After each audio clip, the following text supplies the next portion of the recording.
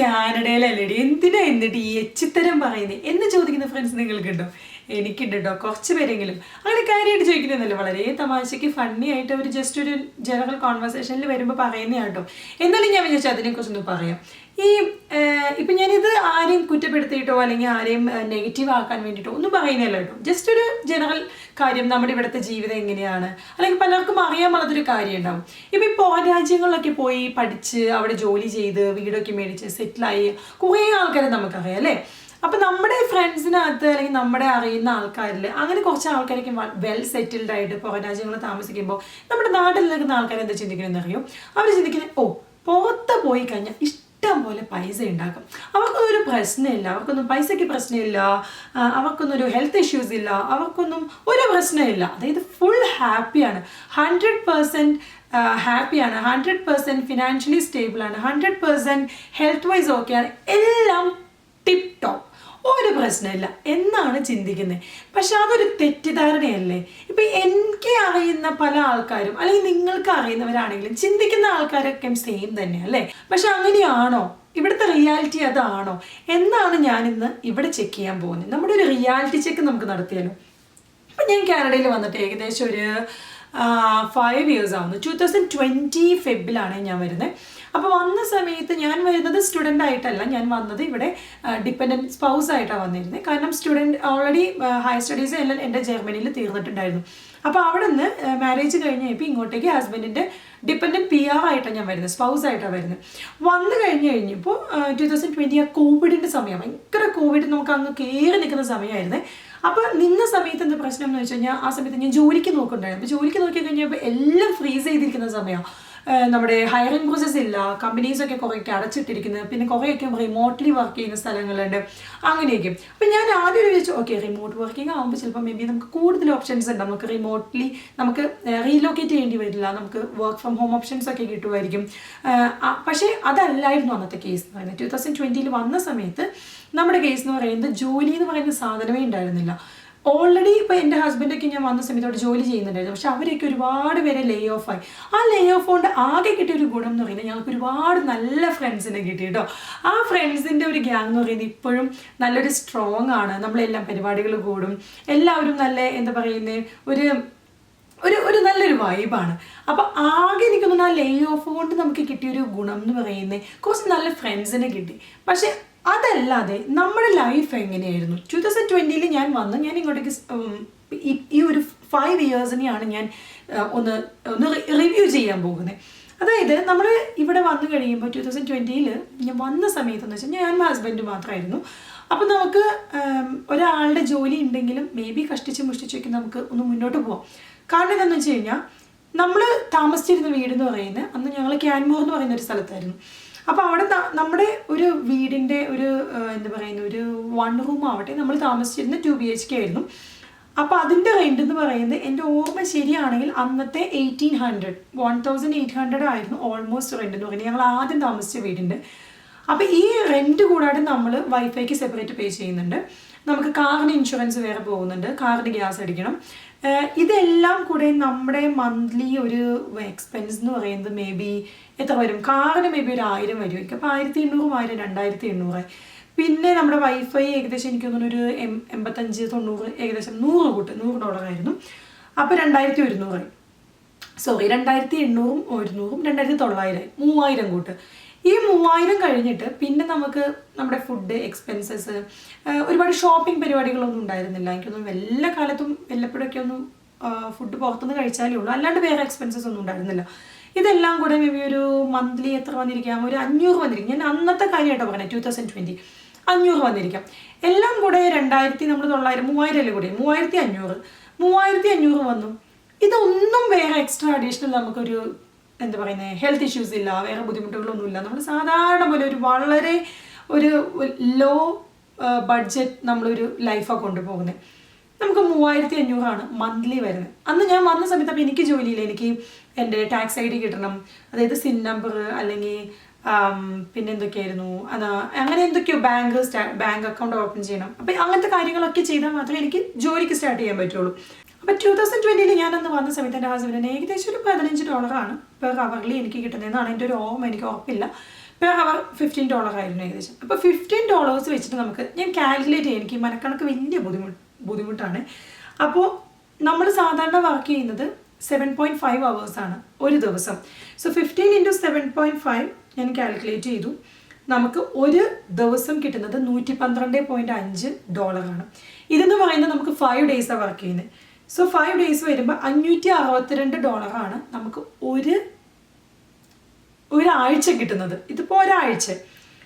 ഇനി 4 ആഴ്ചയാണല്ലോ സാധാരണ രീതിയിൽ 4 ആഴ്ചയാണ് ഒരു മാസം പോകുന്നത്.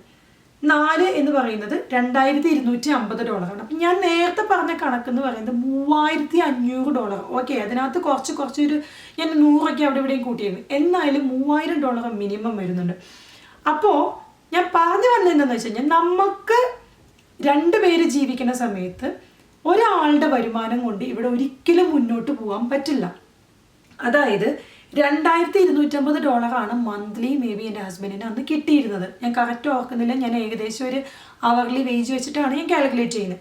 ഇതിനകത്ത് ഞാൻ പറഞ്ഞ കണക്കെന്ന് പറയുന്നത് 3500 ഓർ മേ ബി 3000 കൂട്ട്.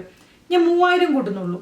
3000 ആണ് എത്ര പിടിച്ച് നമ്മൾ പോയാലും ഒരു മന്ത്ലി ഇൻക്ലൂഡിങ് ഞാൻ പറയുന്ന ഫുഡ്, റെൻറ്റ്, നമ്മുടെ car, electricity, wifi, phone bill അത് ഞാൻ കൂട്ടിയില്ലായിരുന്നു. ഓക്കെ, എന്നാലും 3500 വരുമായിരിക്കും. $3000 ആണ് ഒരു മന്ത്ലി പോകുന്നത്. അതായത് $750 അപ്പോഴും നമുക്ക് കൂടുതൽ വേണം നമ്മുടെ ഒരു മന്ത്ലി എക്സ്പെൻസ് കവർ ചെയ്ത് പോകണമെന്നുണ്ടെങ്കിൽ. അപ്പം ഞാൻ പറഞ്ഞു വന്നത് 2 പേര് നമ്മൾ ഒന്നിച്ചിവിടെ താമസിക്കുമ്പോൾ ഒരാൾക്കേ ജോലി ഉള്ളൂ എന്നുണ്ടെങ്കിൽ നമ്മുടെ ലൈഫ് മുന്നോട്ട് പോകാൻ ഭയങ്കര ബുദ്ധിമുട്ടാണ്. അങ്ങനെ പോകുന്ന ഒരുപാട് പേര് എനിക്കറിയാം. അത് ശരിക്കും ഒരു റിയൽ സ്ട്രഗിളാണ്. പ്രത്യേകിച്ച് നമുക്ക് കിഡ്സും കൂടെ ഉണ്ടെന്നുണ്ടെങ്കിൽ കിഡ്സിൻ്റെ കുറച്ച് ബേസിക് നെസസിറ്റീസ് ഉണ്ട്. അതെന്നൊക്കെ പറഞ്ഞാൽ നമുക്ക് മീറ്റ് ചെയ്തേ പറ്റൂ. നമുക്ക് വേറെ ഓപ്ഷനില്ല. ഇപ്പം നമുക്കൊരു ഡ്രസ്സ് മേടിക്കണം, നമുക്ക് അല്ലെങ്കിൽ എന്തെങ്കിലും ഒരു ഷൂ മേടിക്കണം, ചിലപ്പോൾ പുതിയത് നമ്മൾ നല്ലത് കണ്ടിട്ട് മേടിക്കുമല്ലോ, ഓൾറെഡി നമുക്ക് ഒരെണ്ണുണ്ടാവും. പക്ഷെ നമുക്കത് മാറ്റി വെക്കാം. പക്ഷെ കുഞ്ഞുങ്ങളുടെ കാര്യങ്ങൾ വരുമ്പോൾ അങ്ങനെയല്ല. കുഞ്ഞുങ്ങളുടെ കാര്യങ്ങൾ ഇപ്പോൾ ഒരു ഡയപ്പർ വേണം, അല്ലെങ്കിൽ പാല് വേണം, അങ്ങനത്തെ കാര്യങ്ങളൊക്കെ നമുക്ക് മേടിക്കാതിരിക്കാൻ പറ്റില്ല. നമുക്ക് എന്തായാലും പ്രൊവൈഡ് ചെയ്തേ പറ്റൂ.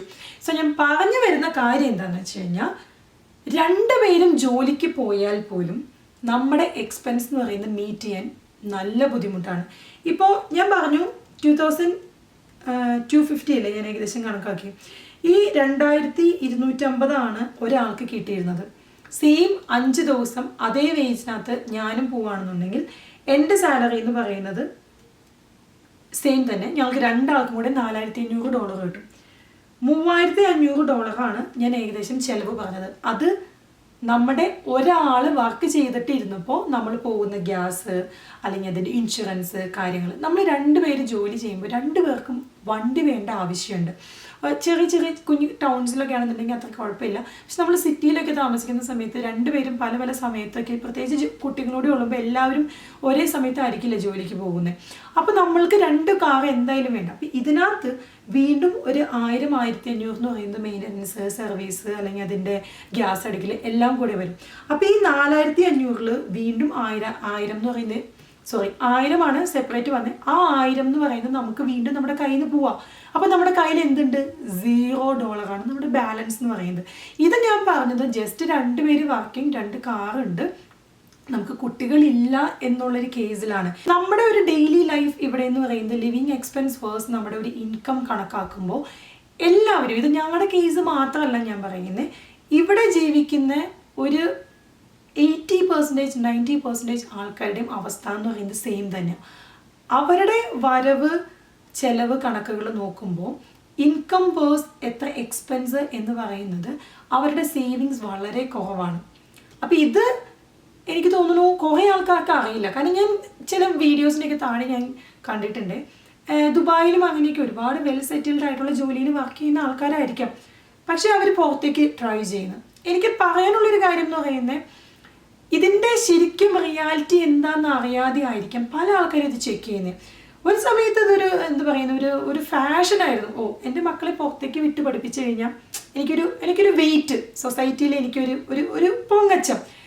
പക്ഷേ പിന്നീട് ആ ഒരു ചിന്തകൾ മാറി തുടങ്ങി. കുറേയൊക്കെ കുട്ടികൾ വളർന്നു തുടങ്ങിയപ്പോൾ എന്താ പറയുന്നത്, കുറച്ചുകൂടി ലാംഗ്വേജ് ഇമ്പ്രൂവ് ചെയ്യണം, അല്ലെങ്കിൽ കുറച്ചുകൂടി വേറൊരു കൾച്ചർ എക്സ്പ്ലോർ ചെയ്യണം, അങ്ങനെയൊക്കെ ഒരുപാട് പേര് പുറത്തേക്ക് ആയി തുടങ്ങി. ആൻഡ് ഇവിടെ വന്ന് നമ്മുടെ ആ ഒരു ലൈഫ് നമ്മൾ എക്സ്പ്ലോർ ചെയ്ത് കഴിയുമ്പോൾ നമുക്ക് മനസ്സിലായ കാര്യം എന്ന് പറയുന്നത് നമ്മുടെ നാട്ടിലെ ലൈഫും ഇവിടുത്തെ ലൈഫും ഒരുപാട് വ്യത്യാസമുണ്ട്.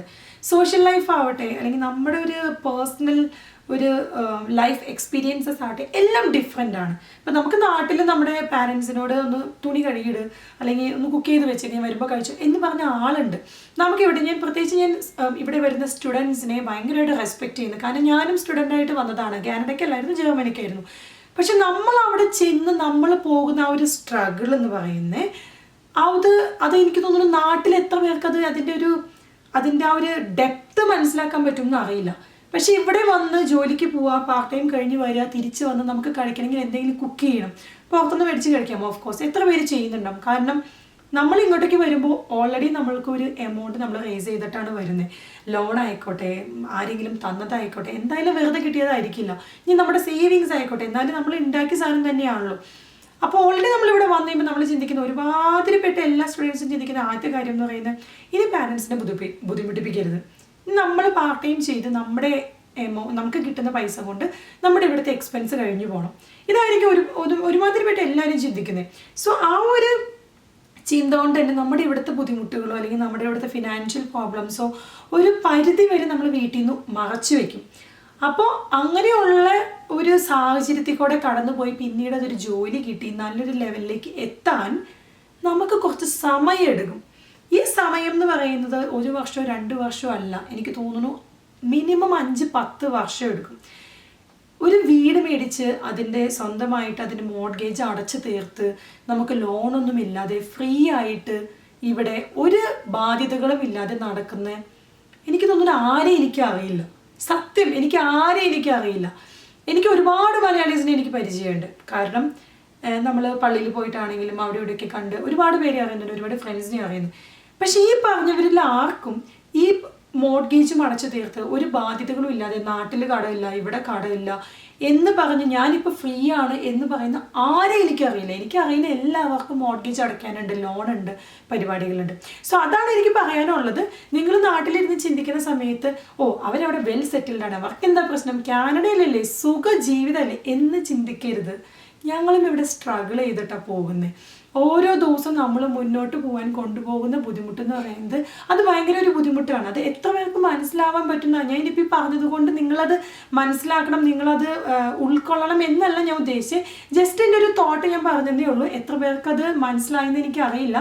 ബട്ട് ഇന്നത്തെ വീഡിയോ എന്ന് പറയുന്നത് ഇത്രയേ ഉള്ളൂ. ജസ്റ്റ് ഒരു റിയാലിറ്റി ചെക്ക് ആയിരുന്നു കാനഡയിലെ ജീവിതം. എന്തെങ്കിലും അഭിപ്രായങ്ങൾ ഉണ്ടെന്നുണ്ടെങ്കിൽ ഫീഡ്ബാക്ക് കമൻറ്റിൽ ചെയ്യേണ്ടതാണ്. സോ എല്ലാവർക്കും അടുത്ത വീഡിയോയിൽ കാണുന്നവരെ ബൈ.